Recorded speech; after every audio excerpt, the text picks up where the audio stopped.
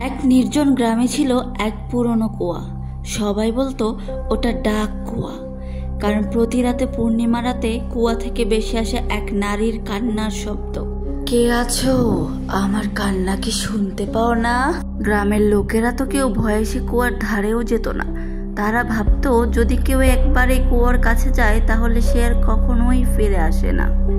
একদিন শহর থেকে এক কৌতূহলী মেয়ে নন্দিতা আসে গ্রামে তার দিদার কাছে। রাতে সে প্রথমবার শুনতে পায় সে অদ্ভুত কান্না। এরপর তার দিদা তাকে সে ডাক কুয়োর গল্প শোনায়, কিভাবে প্রতি রাতে সেই কুয়ো থেকে কান্নার শব্দ ভেসে আসে। গল্প শুনে নন্দিতা ভীষণ কৌতূহলী হয়ে পড়ে। তাকে তার দিদা বারবার নিষেধ করার পরেও সে চুপি চুপি বেরিয়ে পড়ে সেই ডাকের উৎস খুঁজতে। সে ধীরে ধীরে বুকে অনেক সাহস নিয়ে সে কুয়োর কাছে এগিয়ে যেতে থাকে। কুয়োর কাছে যেতেই হঠাৎ সে দেখতে পায় পানির মধ্যে এক মেয়ের অবয়ব ধীরে ধীরে ওপরে উঠে আসছে, কিন্তু সেই মুখটা তারই মতো, ঠিক যেন আয়নার প্রতিচ্ছবি। নন্দিতা ভয় পায় না, বরং ধীরে ধীরে বলে, তুমি কে? মেয়েটি বলে, আমি তোরই একটা হারানো দিক। তুই যে সত্যিকে ভুলে গেছিস, আমি সেই সত্য। এই গ্রামে এক সময় একজন মেয়েকে ভুল অপবাদ দিয়ে কুয়ায় ফেলে দেওয়া হয়। তুই তারই উত্তরসূরি, আমাকে মুক্ত কর।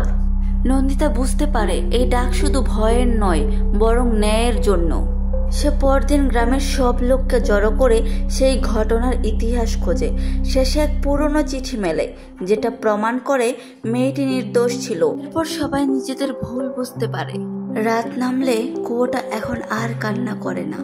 সে কুয়োর পাশে বাতাসটা আজ শান্ত, কুয়োর ভেতর নিস্তব্ধ। তাদের আলো পড়ে নিস্তব্ধ জলে, আর দূরে দাঁড়িয়ে নন্দিতা। তার চোখে এক শান্তি আর মুখে মৃদু হাসি, যা আসে সত্যকে জয় করার পর।